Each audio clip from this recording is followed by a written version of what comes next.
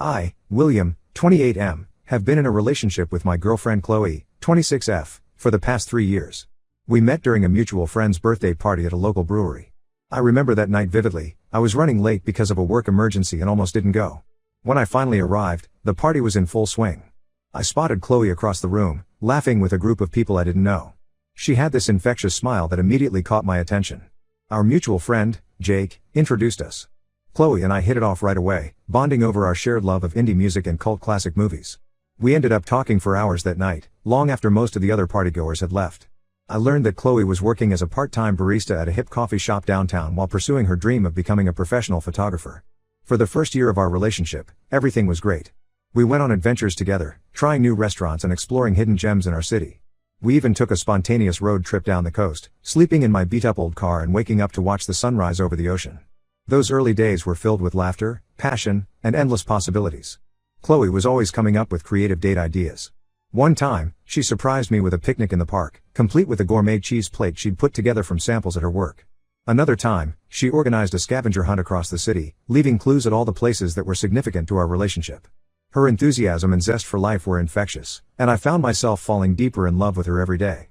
However, as time went on, I started noticing some concerning patterns in Chloe's behavior.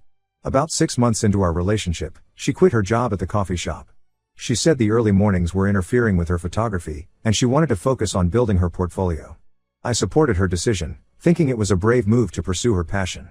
But months passed, and Chloe didn't seem to be making any progress with her photography. She talked about grand plans, setting up a home studio, starting a website, reaching out to local galleries, but none of these ideas ever materialized. Instead, she spent most of her days at home, scrolling through social media and binge-watching TV shows.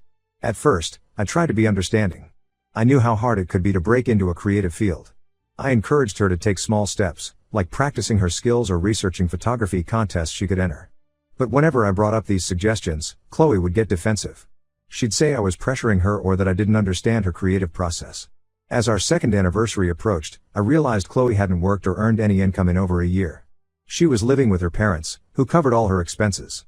They seemed content to support her indefinitely, never pushing her to find a job or contribute to the household. I, on the other hand, had been working hard at my job in marketing. I'd recently been promoted to team lead, which meant longer hours and more responsibilities. I was trying to save up for our future together, dreaming of the day we could get our own place. The disparity in our situation started to create tension. When we went out, I always paid for everything because Chloe never had any money of her own. She'd often ask me to buy her things or take her places, and I felt guilty saying no. But at the same time, I was becoming resentful. Why was I working so hard while Chloe seemed content to do nothing? I tried to encourage Chloe to look for jobs, even if they weren't related to photography. I suggested she might take some online courses to improve her skills or expand her options. But she always had excuses. The job market was tough. She wasn't feeling well. She was waiting for the right opportunity to come along. Things came to a head last month when I suggested we move in together. I thought it might motivate Chloe to start contributing financially. To my surprise, she was excited about the idea but assumed I'd be covering all the expenses. When I explained that we'd need to split the rent and bills, she got upset and accused me of not supporting her dreams. That argument led to a bigger discussion about our future. I opened up about my concerns, explaining that I wanted a partner who was ambitious and self-sufficient, someone who could contribute to building a life together. Chloe accused me of being materialistic and said that if I really loved her, I would support her unconditionally. The thing is, I do love Chloe. When things are good between us, they're really good. We still have those moments of connection that remind me why I fell for her in the first place. Last week, we spent an afternoon at the beach, and for a few hours, it felt like old times. We laughed, we talked about our dreams, and I could see glimpses of the vibrant, creative woman I fell in love with. But those moments are becoming rarer, overshadowed by the growing resentment and frustration I feel. I can't shake the feeling that I'm being taken advantage of. I want to build a future with Chloe, but I'm not sure if that's possible if she's not willing to put in the effort. I've tried talking to her about my concerns multiple times, but the conversations always end the same way. Chloe either gets defensive or makes vague promises to change that never materialize. Her parents don't seem to see a problem with the situation and continue to enable her behavior. I'm torn because I care deeply for Chloe, and I remember how things used to be between us. I keep hoping that she'll snap out of this phase and become the motivated, ambitious person I know she can be. But with each passing day, that hope fades a little more. I'm not sure what to do. Part of me thinks I should give Chloe an ultimatum. Either she starts taking steps to become financially independent, or we need to reevaluate our relationship. But another part of me worries that this would be unfair or controlling. I don't want to force Chloe into a life she doesn't want, but I also can't continue in a relationship where I feel like I'm the only one invested in our future. Am I being unreasonable in my expectations? How can I address this issue without coming across as unsupportive or materialistic? Is there a way to motivate Chloe without pressuring her? I want to build a future with her, but I'm starting to wonder if our visions for that future are compatible. Any advice would be appreciated. I feel like I'm at a crossroads, and I'm not sure which path to take. Update 1. It's been about a month since my original post, and I wanted to provide an update on the situation with Chloe. After reading the comments on my original post, I realized I needed to have a serious conversation with Chloe about our future. I spent several days thinking about how to approach the topic without causing another argument. Finally, I invited her over to my place for dinner, hoping that a relaxed setting might make the conversation easier. I cooked Chloe's favorite meal, homemade lasagna with garlic bread. As we ate, we chatted about casual things, recalling about some of our favorite memories together. After dinner, I suggested we take a walk in the nearby park. It was a beautiful evening, and I thought the neutral territory might help keep things calm. As we walked, I gently brought up my concerns. I started by telling Chloe how much I loved her and how I valued our relationship. Then, as calmly as I could, I explained that I was worried about the direction our relationship was taking. I told her that I wanted a partner who could contribute equally to our life together, both emotionally and financially. Chloe's initial reaction was defensive, just as I'd feared. She accused me of not understanding her creative process and said that I was trying to force her into a conventional lifestyle. But as we continued talking, walking slowly around the park, her tone began to change. To my surprise, she admitted that she had been feeling lost and unsure about her future for a while. Chloe opened up about how seeing her friends progress in their careers while she remained stagnant had been affecting her self-esteem. She confessed that her lack of direction had been causing her anxiety, which in turn made it harder for her to take action. It was a cycle she felt trapped in. As we sat on a park bench, watching the sun set, I suggested that we come up with a plan together. We spent the next few hours brainstorming ideas for how Chloe could start moving towards financial independence while still pursuing her passion for photography. We agreed that she would start by looking for part-time work to bring in some income while still having time for her art.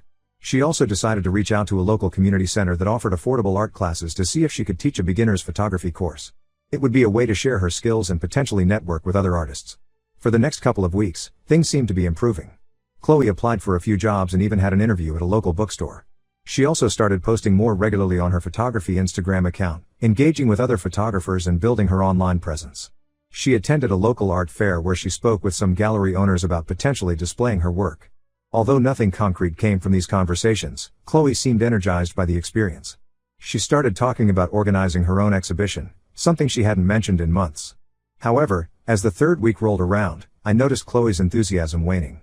She started making excuses for why she couldn't go to job interviews. She'd say she wasn't feeling well or that something had come up with her family. When I asked about her photography, she'd change the subject or say she was waiting for inspiration to strike. Things came to a head last weekend. We had plans to go hiking, something we both usually enjoy. I was excited because I thought it would be a good opportunity for Chloe to practice her nature photography. But when I went to pick her up, she was still in her pajamas, scrolling through her phone. She said she didn't feel like going out and suggested we just watch movies at her place instead. I felt a surge of frustration. This was the same behavior that had been bothering me for months. I told Chloe that I was disappointed and that I felt like she wasn't taking our agreement seriously. She got upset and accused me of being controlling and unsupportive. We had a heated argument. Chloe said I was pressuring her and that I didn't understand how hard things were for her. She brought up how her parents never pushed her this way, implying that my expectations were unreasonable. I countered that I had been patient and supportive for years, but that I needed to see some effort from her side. The argument ended with Chloe asking me to leave. She said she needed some space to think things over. I left feeling angry and hurt, but also somewhat relieved that everything was out in the open. It's been 3 days since then, and Chloe hasn't reached out. I've been replaying our argument in my head, wondering if I was too harsh or if I should have approached things differently. Part of me wants to call her and apologize, to try and smooth things over. But another part of me feels like this might be the wake-up call Chloe needs. I'm torn between giving her the space she asked for and feeling like I need to push for a resolution. I care about Chloe, and I can see that she's struggling. But I'm also starting to wonder if we're truly compatible in the long term. Can I build a future with someone who seems unable or unwilling to take responsibility for their own life? I'm not sure what the next step should be. Part of me thinks I should wait for Chloe to contact me, to see if she's willing to make changes. Another part of me feels like I need to be proactive and maybe even consider ending the relationship if things don't improve. Any advice on how to proceed would be appreciated. I feel like I'm at a crossroads, and I'm not sure which path to take. Update 2. It's been 2 weeks since my last update, and a lot has happened. I wanted to share the latest developments in my situation with Chloe. After our argument, Chloe and I didn't speak for almost a week. It was a difficult and anxious time for me. I found myself constantly checking my phone, hoping for a message from her. I threw myself into work, staying late at the office to avoid going home to an empty apartment. My colleagues noticed something was off, but I didn't feel ready to talk about it. Finally, after 6 days of silence, Chloe reached out. She sent a text asking if we could meet at the local park where we had our first kiss. I agreed, feeling a mix of relief and apprehension. When I arrived at the park, I found Chloe sitting on our usual bench, feeding the ducks. She looked tired and subdued, a far cry from the vibrant woman I fell in love with. As I sat down next to her, I noticed she was wearing the necklace I gave her for our first anniversary, a small silver camera pendant. It gave me a glimmer of hope. Chloe started by apologizing for her reaction during our last conversation. She admitted that she had been avoiding dealing with her issues and that my concerns had forced her to confront some uncomfortable truths about herself. Then, she revealed something that took me completely by surprise. Chloe told me that she had been struggling with depression for the past year but had been hiding it from everyone, including me. She said she was embarrassed about her lack of progress in life and that it had created a cycle of avoidance and self-doubt. Some days, she could barely get out of bed, let alone work on her photography or look for a job. I was shocked that I hadn't realized the extent of her struggles. Looking back, I could see the signs: her lack of energy, her avoidance of social situations, her decreased interest in things she used to love. I felt guilty for not seeing it earlier, but I also felt frustrated that Chloe hadn't confided in me sooner. We talked for hours, going over our relationship and our individual goals. Chloe said she wanted to make changes but wasn't sure where to start. She felt overwhelmed by the idea of job hunting or building her photography career while also dealing with her depression. I suggested that she might benefit from talking to a professional who could help her work through her depression and develop strategies for moving forward. To my surprise, Chloe agreed. She said she had been considering it for a while but had been too afraid to take that step. We looked up some local counselors on my phone right there in the park, and Chloe made an appointment for the following week. We also discussed our relationship. I explained that while I cared deeply for her, I needed to see concrete changes if we were going to have a future together. Chloe understood and asked if I would be willing to support her through this process of getting help and finding direction. I agreed, but with some conditions. I told Chloe that I needed to see consistent effort from her side. We came up with a plan. Chloe would attend counseling regularly, start volunteering at a local community center to gain some work experience, and set aside time each week to work on her photography portfolio. In return, I promised to be patient and supportive, but I also made it clear that I wouldn't continue the relationship indefinitely if I didn't see progress. We agreed to check in every couple of weeks to discuss how things were going and adjust our plan if needed.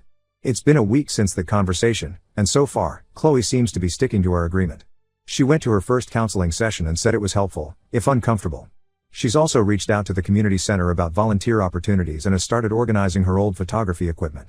I'm cautiously optimistic, but I also know we have a long road ahead of us.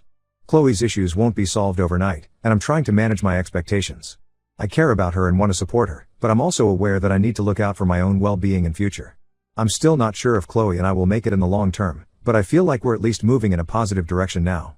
I'm hoping that with professional help and a clear plan, Chloe will be able to work through her depression and find her path. I'll continue to update as things progress.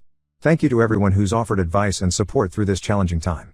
Update 3. It's been about a month since my last update, and I wanted to share the latest developments in my situation with Chloe. Initially, things seemed to be improving. Chloe was attending her counseling sessions regularly and had started volunteering at the local community center twice a week.